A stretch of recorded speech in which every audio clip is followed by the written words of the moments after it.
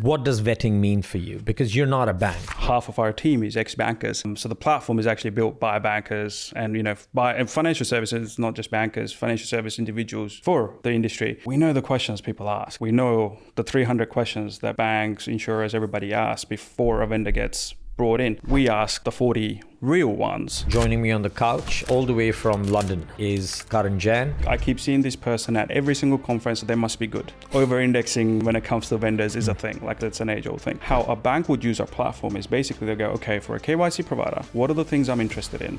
They will define those KPIs and they will put 2 to 3 vendors through a technical proof of concept. Now, will you bring the vendors or will they offer the vendors? Both. So either they can bring 2 vendors or 1 vendor. They go, hey, we've been looking at this and can you help me with the other 2? Okay, and let me ask a question. How have you come to a conclusion on those 2 other vendors? So again, region, size, and the other thing is we have a vetted and a curated list of actually 700 plus vendors that are on the Naya One marketplace. Oh, so you think there's way more than what we give it credit for? Actually, yeah, because we're all stuck on the checks, right? Welcome to today's episode of Couchonomics with Arjun. Joining me on the couch all the way from London is Karan Jain. Karan is the founder and CEO of a company called Naya One. And for those who are wondering what Naya One means, at least in Hindi, where I believe the name originates from, and Karan will correct me, is the new one.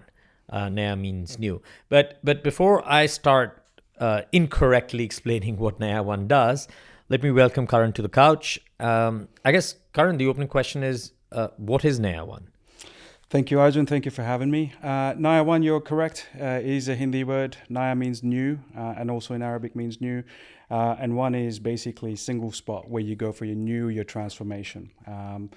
What Naya One is a platform, basically helps large financial organizations, may it be banks, insurers, asset managers, regulators, to work with emerging technologies, fintechs, vendors, and accelerate the whole process. This is pretty simple. Change is inevitable. To change these days, you need technology. If your whole process of how you engage with technology is from the 80s, you're always going to be behind, and your customers and consumers aren't going to get the right goods. So that's where it comes from. So fair enough. So you're an accelerant, if I may use that term. But obviously you do a lot more in terms of not just accelerate, but you help people with discovery, you help with people with, and we'll get into all of that. But let's just go back in time, right? So where does someone like you wake up one day and say, I want to create Naya One? So I was quite happy as a banking technologist, building products, delighting my customers, delighting my business. Or not delighting your customers because you were still using the 80s processes. Well, this was when I was working with large big tech providers, right? And I was like, okay, when you knew getting a product to market 3 to 5 years was going to be a thing and you didn't know any better. And then you go, there's this influx of fintechs in the market. And you're like, oh, nimble, everything. Maybe I should work with these guys and not fight. And there was a whole market change of let's work with fintechs, let's collaborate with fintechs rather than fight the fintechs.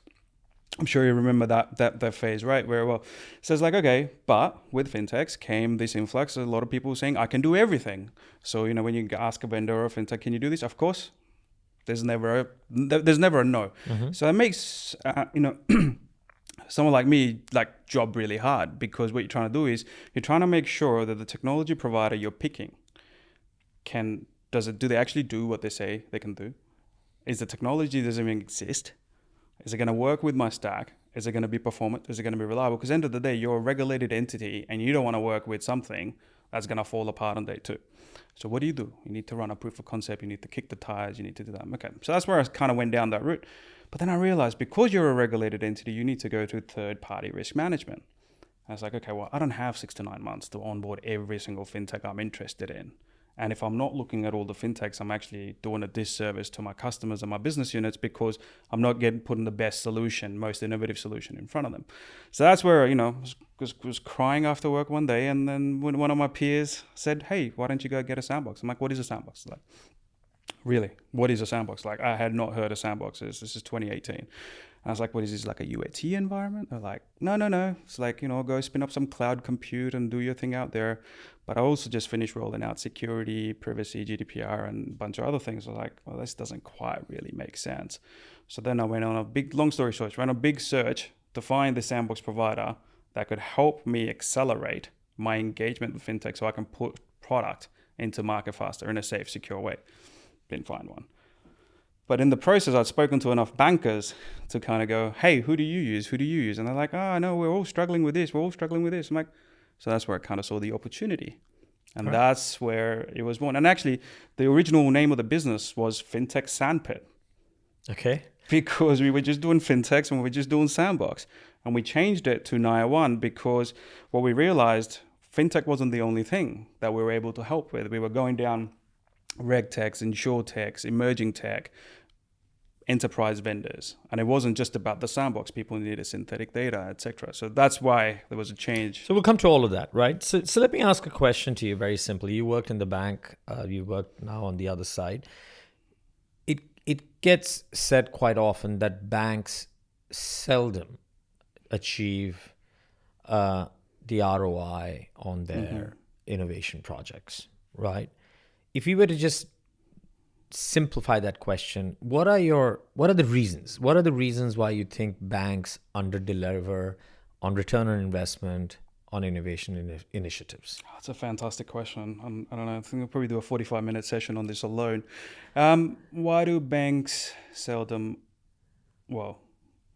deliver? Yeah, or often fail. Often fail Yeah. on their ROIs, and it's not just the innovation projects, right? It's all their projects, and I think a lot of it, like again, the basics here, right? It's the regulated environments, it's the matrix network of approvals within the bank, it's the legacy infrastructure that's involved, and then it's like, okay, the new entrant, may it be a technology or a human, has to navigate all that, right? That kind of all slows down the process.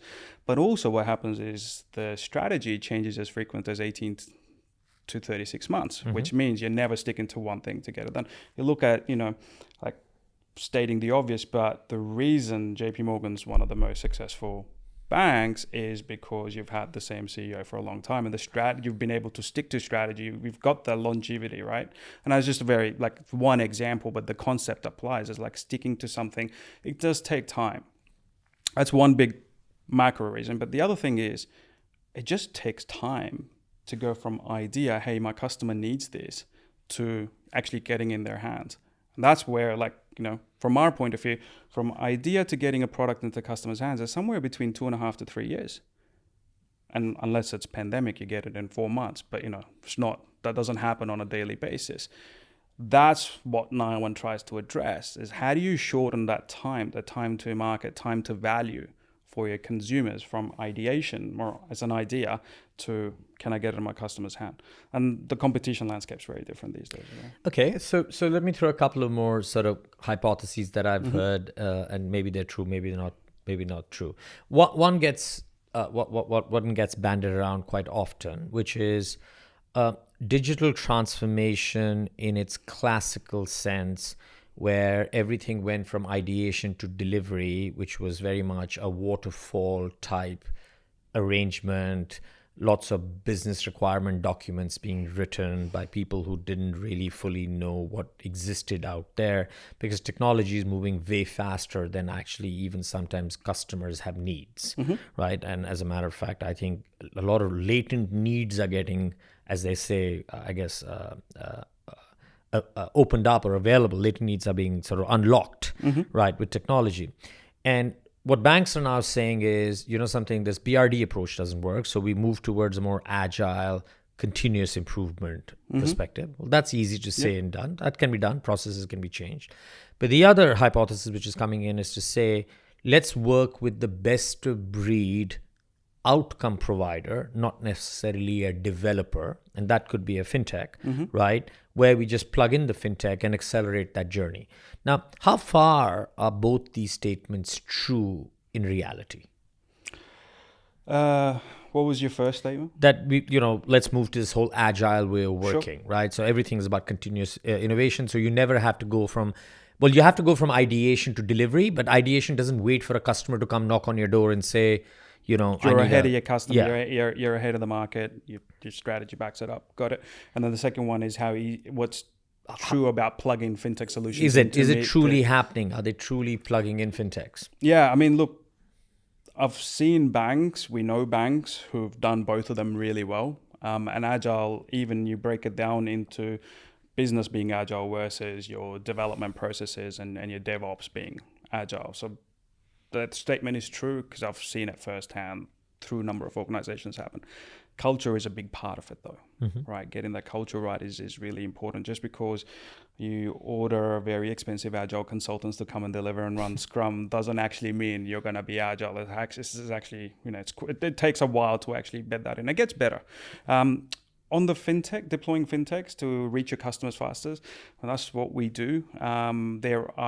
It's not true all the time because you've got limitations. So it's the scope of the change. So you're like, okay, well, I've got a really legacy core provider and I want to plug in, like an on-fighter type capability to do the KYC. And it's like, okay, great. Yeah, you can do that. But if the whole other stack is really old, it's going to take a while.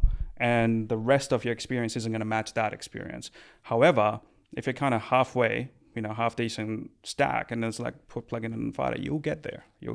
So that is true. Plus, we're also seeing where people are coming up with their tech stack strategy backing their fintech strategy, which is like, okay, we need a really nimble core, we need an API stack on top of it, and they're just going to get basically point solutions to actually construct the whole customer journey. And that's that. People talk about atomization of banking or unbundling of banking. I personally think a lot of that is still words. I think maybe if you're a new bank, you can build yourself out that way. But if you're a large bank which has been there for 100 years, it's hard. But then let me ask you an obvious question. Culture is important, totally. Not everything with the fintech can be done because legacy has its constraints. But how does Naya One solve either one of those problems?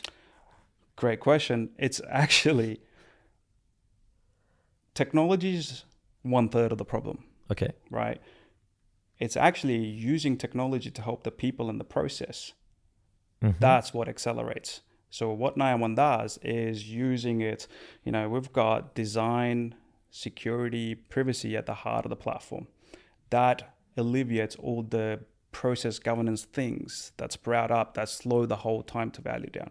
So we're actually using technology, the way we've designed the platform, to address some of the risk appetite concerns that banks typically have that slow them down.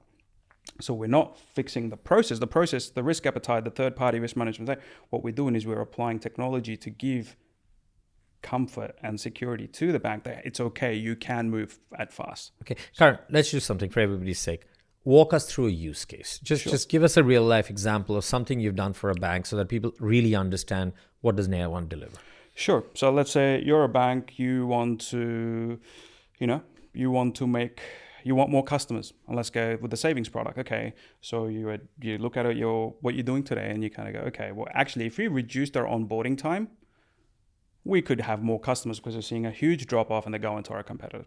Fairly normal use case for a lot of banks. And that work is done by the bank themselves. They do that figuring it out. Yeah. You have no involvement in that. Okay. They might come to us and go, hey, help us. How can we increase our deposits or how can we increase our thing? But we're not a consultancy. We're a software platform. Right. But we see a lot in the market, so they might ask us a question. Or they might come to us through one of our partners. At that point, they go, okay, well, here you can look at a couple of things. And they might come to us with this, which is, hey, I need a new KYC solution that is faster, has more accuracy and more coverage depending on the region we operate in. Or, hey, I need a new onboarding solution, but I've got no idea which one to pick. I keep seeing this person at every single conference, so they must be good. Over-indexing when it comes to vendors is a thing, like it's an age-old thing. So how a bank would use our platform is basically they'll go, okay, for a KYC provider, what are the things I'm interested in? They will define those KPIs and they will put 2 to 3 vendors through a technical proof of concept. Now, will you bring the vendors or will they offer the vendors? Both. So either they can bring 2 vendors or 1 vendor. They go, hey, we've been looking at this and can you help me with the other 2? Okay, or and 3? Let me ask a question. How have you come to a conclusion on those 2 other vendors? So again, region, size, and the other thing is we have a vetted and a curated list of actually 700 plus vendors that are on the Naya One marketplace, but we only keep it to 350 based on the relevance, right? So, and these are vendors that we've vetted or one of our customers or our partners have vetted them into the Naya One. Okay, and I'm sorry, I'm going to keep asking some questions. What does vetting mean for you? Because you're not a bank. But half of our team is ex-bankers. So the platform is actually built by bankers and, by financial services, not just bankers, financial service individuals for the industry. We know the questions people ask. We know the 300 questions that banks, insurers, everybody asks before a vendor gets brought in. We ask the 40 real ones that we know that actually give you the signal whether this vendor is the right vendor. And the other thing is we don't onboard anybody unless we can get access to their technology. Okay. Right. So there's absolutely zero vaporware on the platform. Okay. So now I'm a bank. I wanted to do everything around my savings. Now we've got 3 vendors, one which I have brought to the table, two you have. What happens next? So they will spin up a project. Let's call it a project, which is to identify the KYC provider. At this point, they've got the same KPIs, same data set. So we also have synthetic data set they can use to validate these vendors, which is, again, a hard point for... And for people who don't understand synthetic data, just spend 10 seconds. Dummy data, it's fake data, but with the right statistical attributes. So it's not totally dummy data. It's value to actually help you identify. Because the other issue, Arjun, we see in the market is when banks test vendors in vendors' environments, they're using vendors' data, and that, of course, is going to work in your own data. So this actually gives them that neutrality. Okay, and that's very important. No, that's a great question. And all of this is happening outside the bank's environment, correct? That's right. So we don't integrate with the bank. It's a safer state outside the organization, which doesn't get caught up in the regulatory. But do you not connect into the bank in some form or the other? So aren't there any bits of data which needs to go into the bank and can bounce back? They're using it from their browser. Okay. All right. So please it's carry on. Totally a SaaS product. Okay. So then you've got those data sets. So they're testing what elements is of the accuracies of the coverage, et cetera, et cetera. And then they will basically invite 3 vendors in to 3 different sandboxes or sandpits where they will prove to the bank that they can actually meet their requirements. The 3 vendors don't see each other. The bank's able to simultaneously work with all 3 of them and actually compare apple for apple and actually go, okay, which solution's better than actually the one that I kept saying in the conference is quite good, but actually this new one that I just found actually meets all my requirements and the pricing's better. And actually, because they're a little bit younger, we'll actually be able to work with them a lot bigger projects. So that's a very important thing you just brought up. So in that sandbox arrangement, a sandbox environment or sandpit environment, you're not only just solving for it technically, but you take the conversation into commercials.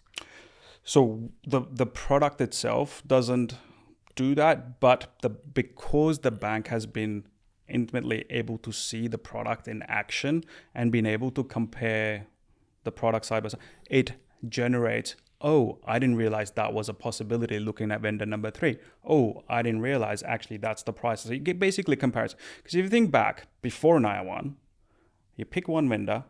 Okay, sure, you got to do your procurement team says you got to do an RFP, so you put 2 more in there, but you know the one that you want to get. But the reality is, don't ever say that to a bank. That's how it goes. Like, no, I get it. Right. I get it. But the reality is, but you're never actually getting close to 2 other products to go which one is actually going to better meet my needs. Because just because it's the best KYC provider in the world doesn't necessarily mean it's the right one for me. Because my stack might be different, my customer needs, my strategy might be different. Okay. Can I ask another question? I'm sorry. I guess this is going to be the most detailed I'm podcast. enjoying this, so please keep going. The podcast. Yeah, I guess these are easy questions for you, right? No, I think the question here is, so how much... See, one of the things I actually see, and I think this is fair on all of us, right? Technology is moving at a rate which is very fast, and it's much harder for all of us in day jobs to sort of keep up with it, right? And even if you take KYC, there's a lot of innovation going on in that space, right? And we don't know what we don't know.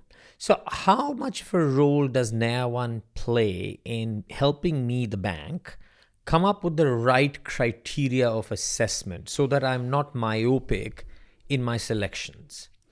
Yeah, so it's the fine line we try to balance by being a value add to our customers rather than being a consultant to them. So for example, a customer will come to us and go, hey, I'm looking for a KYC solution. Okay, what for? What are you trying? Is it a new product? Are you trying to get into digital assets, or, is it a new line of product basically? And I'll be like, okay, no, I just box down that I want to replace this, but in 5 years, we want to be able to bank crypto. for argument's sake. So at that point you go, okay, what's out here now? But it's actually more about which one's got more an open architecture and they can actually use it in 5 years or 3 years from now. And that is based on just knowledge base of experiments we do all around the globe and who's the best technologies out there. Like, we the markets we operate in is in UK and US, and we're actually able to port technologies over all the time because, like, okay, that technology provider doesn't operate in UK, but it's actually got really good tech that meets your use case, and have a conversation. They might be open to opening up an office. So you guys are enabling, I guess, young, small tech companies, fintechs, to actually come across borders because you in effect give them a soft landing. Soft landing, and I'd say the biggest range of companies that we're helping would have like a couple of hundred customers on either side of the pond that we're helping move across the thing, because you take the barrier out, because it's about, again, going back to our core role, we're an accelerant, time to value for a organization. Okay, so now we've chosen the one we like out of the three. Yep. I guess we've signed the commercials, or we've agreed the commercials as a bank. You're obviously not involved in that process. Yep. Things move into production environment, I'm assuming. So you come over the firewall, if I may use that term. Yep. You leave the party at that stage. Yeah, so we're basically platform that's used by the bank, and this would be one of the use cases, so it might be an onboarding team or the retail team that might want to use it, but there might be other projects going on, but in that particular use case, so in how many instances, and again, you don't have to give me the exact number, but just give me a flavor, so how many instances have banks actually gone and said, I'm just going to white label Naya One and make this my own captive platform, and maybe add a few bells and whistles because we like doing things differently, because different people do have different journeys in terms of how they procure and interact with technology providers, versus people who say, no, just come in when we need it, because you really aren't integrating into our environment. So in effect, you can come and go as you feel free to. What's the balance between the customer base, or does it usually all start here where it's one-offs and then it's the opposite? It's 99% enterprise platform where they've got annual subscription. They use it for accessing Gen AI, they use it for the KYC example, they use it for prototyping, they use it for testing cloud. But Karan, doesn't that just make your life much harder, because they have to make a much more substantive decision to work with you rather than a sort of pay-as-you-go model? No, not really. Great question, though. It doesn't, because it just depends what kind of banks you're working with. So right. I know at this point, I'd say, an average bank we work with, like an average usage, I'd say, is like somewhere between 50 to 20 proof of concepts a year for in their first year. And you go, okay, we'll start working with a smaller bank, it might be a little bit less. And but no, it doesn't actually. It's an accelerant for them. So most people sign up for a longer term period, I guess. Yeah, and they sign up, they start with 1 to 2 business units, and as the word spreads, it's like, okay, well, why is those 2 business units delivering more? Why are they getting more out, for their customers? Like, okay, we want to get onto it, and then just more and more business units. And from your perspective, the measure of success is speed to market, or is there something else to in addition to that? It's or speed to, I guess, outcome. Market is so time to value. Time to value. Yep. Time to value is how we measure it internally, and as well as like how long did it take to kind of make the right decision. It's interesting because sometimes I go, how many of the proof of concepts that go through your platform end up in production? I want you to answer that question. It actually doesn't matter, because the people will gauge success based on how much went to production. But just because you ran a proof of concept and you made a decision not to progress with that vendor is actually a good thing, because now that wasn't actually going to be a right decision. I agree. So you've helped them not make a wrong decision. Okay. But having said that, save them from a wrong decision. But in the long run, people want to make decisions and get forward. We all understand that once things move into the production environment, you move out of what I call the laboratory effect, right? A number of other factors come into play, which are far beyond the control of not just you, but even the team which was testing with you, right? What percentage of these programs or initiatives then really deliver value? And And is your argument just to say it's higher than what they did previously, so therefore it's justified? Look, I don't know if it was higher than what they did previously because of two reasons. One, they never measured it. Right. And two, like most people don't measure it, most organizations. And the number two, you usually pick one vendor and you take them all the way to the end. And then when you close the production, you go, it doesn't work. You're like, doesn't matter. I've now sunk 18 months in this. We are going live. I don't have time left on the timeline here. Right. So it's really hard to measure it.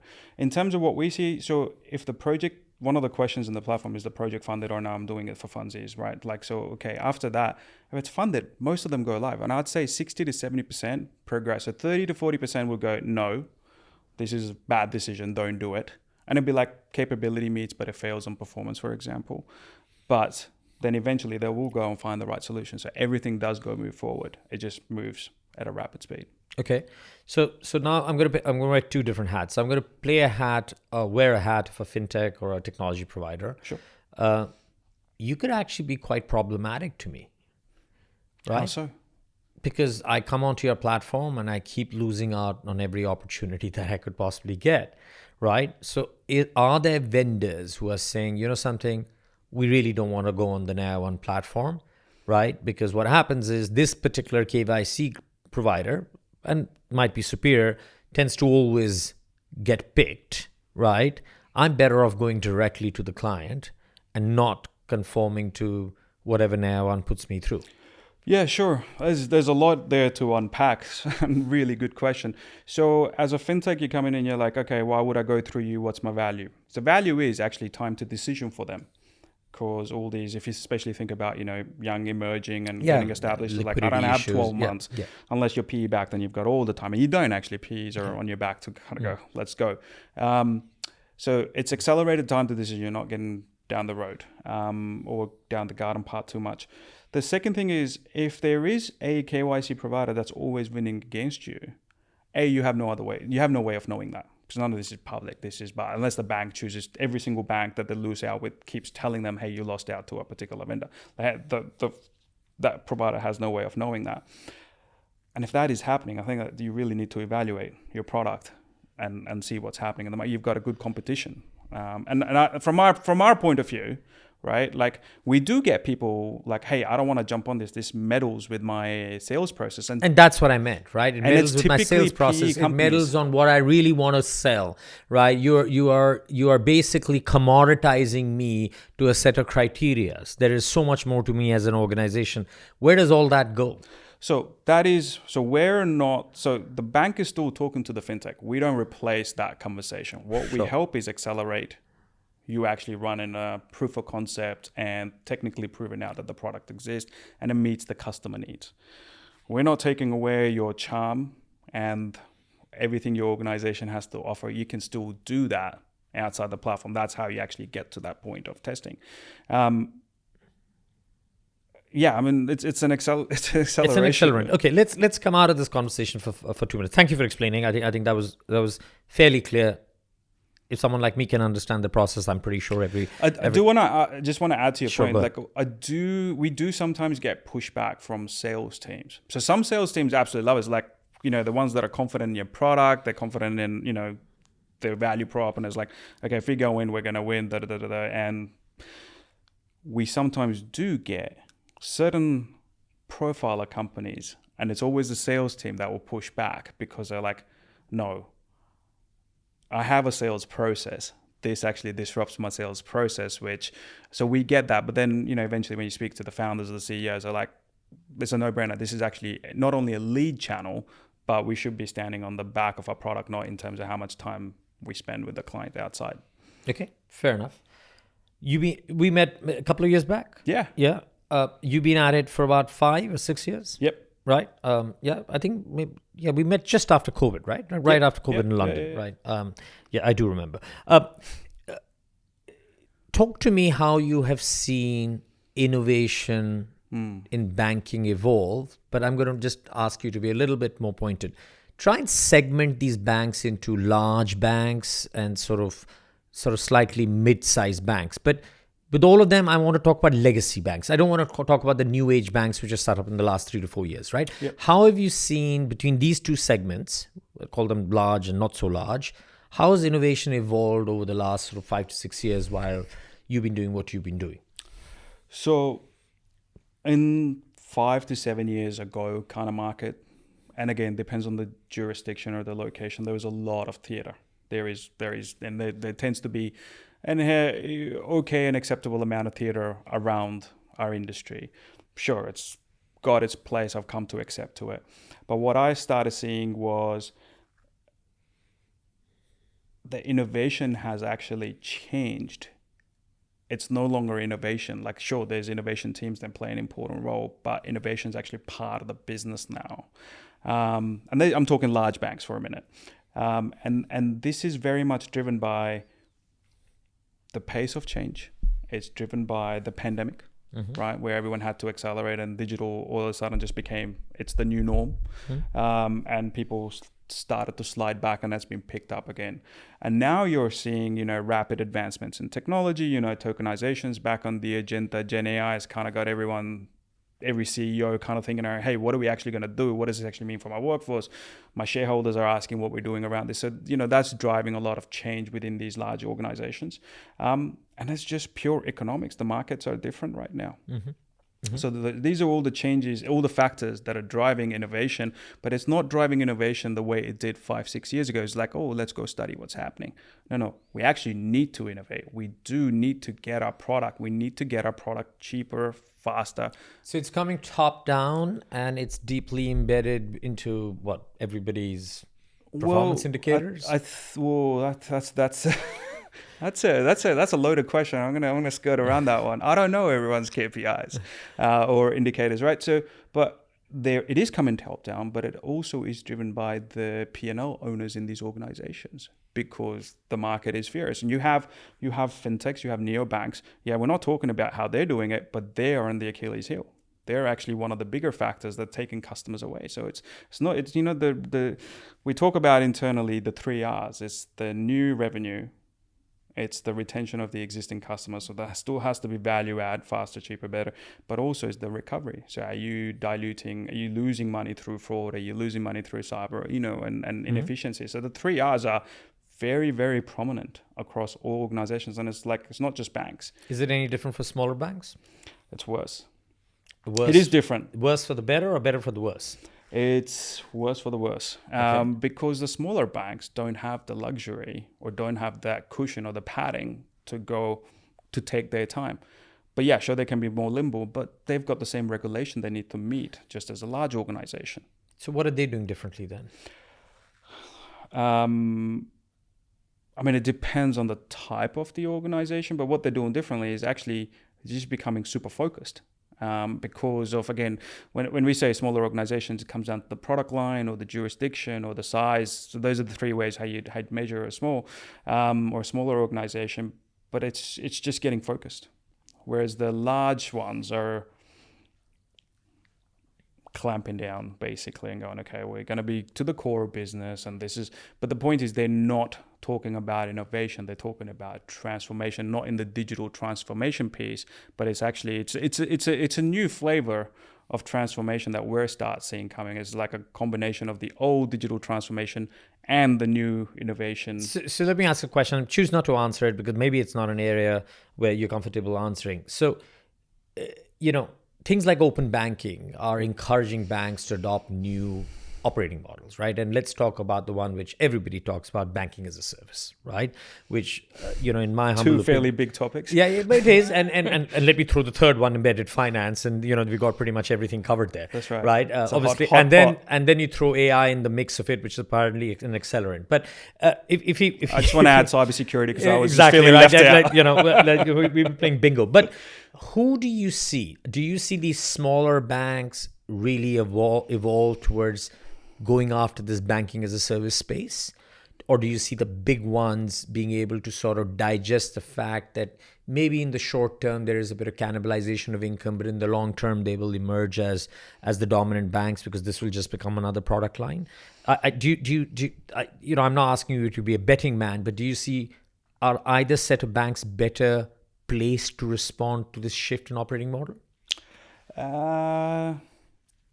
That's a really hard question. I really like the question So I'm going to take a punt, and I don't know everything. So I've seen some small banks, really small banks, do really well at BaaS in States.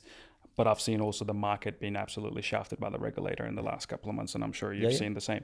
When you start looking outside in other jurisdictions, it's just less volume, so you don't see as much, and the regulator hasn't kind of woken up to it. Yeah. Plus, there's more compliance, and everyone's compliant, a lot more compliant, better compliance practices. So I think where small banks may struggle on the BaaS side is actually not having the compliance piece sorted on the BaaS side. Large banks, I think it's definitely a strategy question, because they can't go, okay, we're going to shut everything. We're going to be pure commodity, because that's what that is. We're going to be pure commodity, and we're just going to go and talk to every single thing, because there are other players in the market who can just as easily leverage other charters and do the same thing. So I think it will be, I think large banks are trying, and they don't want to miss out on that pocket, because they can leverage their corporate institutional bank side of the business, the SME business, to actually grow if they had that capability. But I don't see them going, okay, we're going to shut everything else down, and we're going to... No, I don't see them shut themselves down. I actually don't. I don't think it's a binary question. I'm just saying I think a lot of them will create a bank within a bank, or a BaaS bank within a bank, right? Yeah, for sure. But the question here is, does, that BaaS player will need that sort of agility, and culturally, will they ever be agile enough? And that's the question I always ask, which is, every bank is a digital bank in some stretch of the imagination, right? Because, JP Morgan spends, I don't know, some $7 billion in a year on technology, which is far greater than anyone else can even imagine. I don't even know how many zeros there are. The next 10 banks combined. Exactly, right? Something like that. So they are as digital. The question here is that, will large banks have enough within themselves to launch these digital attackers, to have BaaS as a service line, which is sort of helped by the back of the bank, but the front is nimble and agile, and signs all these kinds of embedded finance deals? I think the jury's out for me. There are people who say the big banks will prevail eventually. There are smaller banks in the US who are doing phenomenally well, but I don't see any big banks shut shop and say all will be is the BaaS player. I don't see that happening. And maybe it's just too early to call. Let me ask you another question, just to put you further in an uncomfortable spot, since we made that journey already. Fintech bank relationships, right? Mm-hmm. So we spent I guess this is how old I am, is when this whole fintech shenanigans started, right? It was a lot about, David versus Goliath. Fintechs are coming, banks are about to finish. And, the truth is, banks are making bumper profits. The fintechs have been hugely impactful in the sense that they have forced banks to make certain changes at a faster rate than the banks would have typically done, right? But people have to appreciate that banks are highly regulated. So, at the end of the day, they need to manage that compliance. Are banks dealing with fintechs any differently than they were a few years ago? Is it still a master-servant relationship? Or are they actually genuinely co-creating, collaborating, and partnering with someone which is, in effect, a speck in the dust when you compare to some of these big banks? Are they giving them the due respect? And it really does come down to the bank and the individuals within it. But what we're seeing is the needle is shifting. Even from when I was trying to work with fintechs in 2018, we're like, you start with all the right intentions, but they don't know what the general ledger or a transaction looks like. You're going to lose your cool. You're trying to work with me, you don't know what a transaction look like. But at the same time, we are seeing that there is a lot more partnership. That doesn't mean that the procurement team doesn't try and squeeze everything out of the fintech or the vendor, because that is their job, that is their KPIs. Not saying right or wrong. So the procurement guys are still left to go crazy on them? Well, that's their job. To get the best value for the bank. So I think that, so if you look at the spectrum of things, like starting with, the front door where the fintechs enter the organization, the innovation team, the product team, the technology team, the procurement, legal, everything they have to go through, there's pockets of positive change across all of them, but that doesn't mean I think we're there yet. And it does come down to, I'm giving you a consultant's answer, it does depend to which organization you're talking to, how long they've been at it, what's the top saying, right? Is this, But are you generally seeing a shift? Are they becoming, because I can see it myself, right? And I am a consultant, right? And I can genuinely see, and I've been a consultant most of my life, although I've worked in industry too, right? I think banks large and small, I do appreciate as a culture driven, they're starting to appreciate that although these players are small players, the value they can help unlock is quite tremendous. Yep. So they do want to nurture them. A number of them have created very aggressive CVC arms. They're investing in the US. There are banks with over, 90 to 100 different investments in fintechs, right? Very much like with the way the big tech firms have operated, right? They've invested, far and wide because they realize that, acceleration is also a width game, right? In the sense, the more, if I may say, the more speedboats you let out of the port, it's definitely a funnel. It's definitely a funnel. It is a numbers game, right? So you can play it. So, and the acceleration within. Yeah, and I actually do agree, and I think, and this is where I actually get quite interested in platforms like yours, because what you're trying to do is say that we're going to see a proliferation of players in the market. That's pretty much the cycle it'll take. You're still having to make material decisions. Can we help you make a material decision slightly better than you would have done yourself at a rate which is much faster? Yep. Right? If I was to just sort of summarize your thesis, not done a good job, but no, it's fantastic. It's the best I could do it. Let's come back to Naya One, right? You want to I just wanted to add one point, because to our earlier discussion, we've taken the angst out of the process. Right? Where you don't have to go through the cloud, the security, all these other reviews, which then take 6 months before you can even have a product conversation, a value add conversation. So it just like using our platform to aid the process and the people, to my earlier point, that's where we start. Okay, we can get to that later. Right now, I just want to know what's your value prop and prove it to me that we can work together to actually help my customer. That's one. The other thing is there is immense pressure on bankers right now to actually deliver value to their consumers, and not just the front line, but A to Z. Mm-hmm. So I think that's also had an impact in terms of how, to your point, treat a fintech or emerging tech providers like, I think there's something here. I think you can really help me. Let's see if we can do something together. So that takes me to the next question. So perfectly placed, right? Are you seeing most of this value in the consumer retail banking side, or are you also seeing the corporate commercial banks, right? Also realizing, because let's be honest, that side of banking is substantially larger than the retail banking side. Yes, the number of customers here are a lot more, but the value that sits out there is huge. Are banks starting to use platforms like you to innovate on that side at a rate that you believe is noteworthy? So the volume of money or dollars is greater on the CIB side. However, the number of transactions is a lot less than over here, right? So the volume we see go through our platform is greater over here on the consumer and the retail side. The next set would be the SMB side. Yes, I agree. Which is a small business market.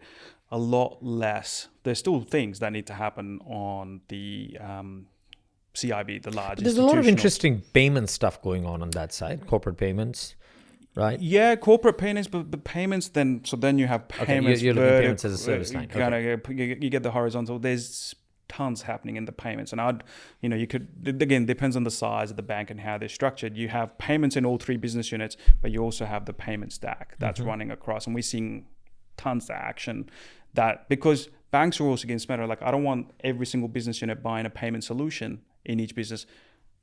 I want to buy one payment solution that can serve everybody, and then whatever else you need on top. So we're seeing a lot of that payments, but then we're also seeing a lot of action out of CTO and tech teams, platform teams, because they don't, like any other business unit in the bank, they can't get access to technology to keep evolving and helping the bank. So I'd say, CISOs and CTOs are actually one of our biggest business. And so that beckons the question here. So you're not only solving product issues, right? You're not just saying, here is another KYC tool, here's another savings product, another wealth product. You are solving for wider technology needs?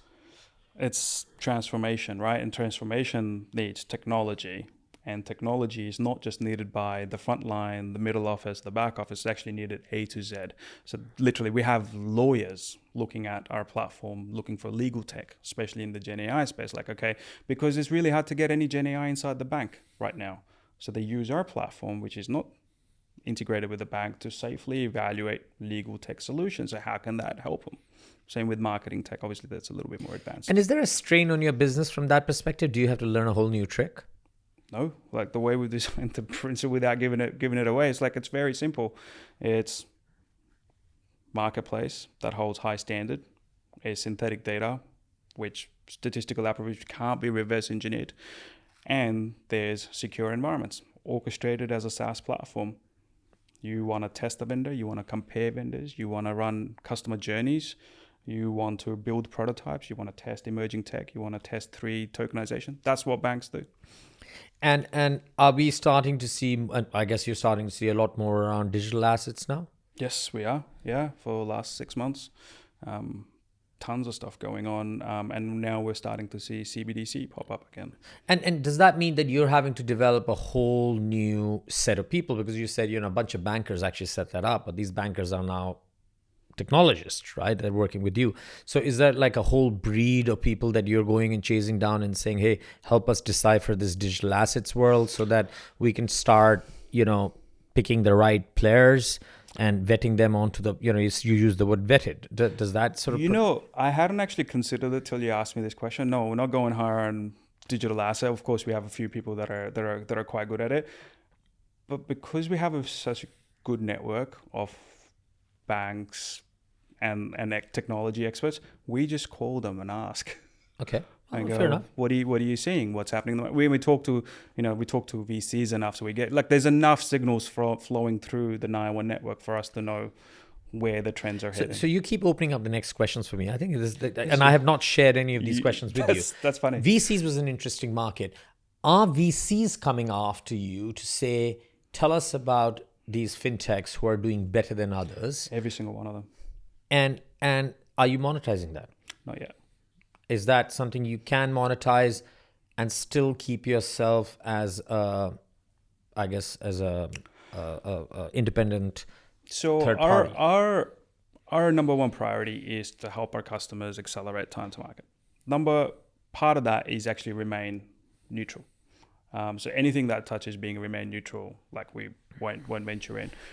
We are seeing data on what areas are being searched, what fintechs are being searched. So we see all of that. That was a very smart venture arm. The first thing they asked me, literally 2 minutes into the call, who owns that data? I'm like, which data are we talking about? It's like, that data. It's like, we do. It's like, oh, can you sell that data? And it's like, they literally got there in a minute. And that was about a year ago. So the point is no, we're not monetizing that data. I don't think we have a complete picture yet to be monetizing. I don't think you should. Well, okay. Again, I'm nobody to say you should monetize the data or not. But let's be honest, early stage VCs would love to know that a particular product has stood the test. Right. And that's part of the, de-risking your investment, right? Yep.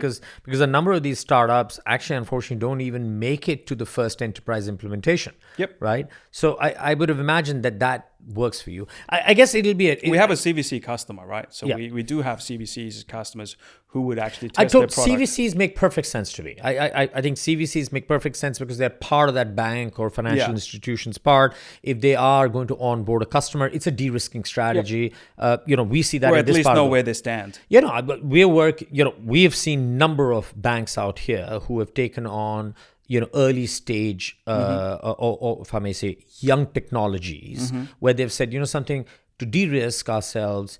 If you've got to put in a minority share and take a board position, it's worth it. Yeah. We safeguard ourselves because we're putting serious amounts of stuff in it. So I know, Karan, we're short on time. Couple of questions. I guess my second last question to you. So great to hear you're diversifying in terms of product. Right. So it's not just fintech, it's tech fin or tech or lawyer tech or all tech and whatever. You obviously entered the US, right? 2-part questions. One, what was so different when you entered the US, if there was anything? Did you have to evolve your model at all? Are you doing business in the US differently than way you were doing with the UK?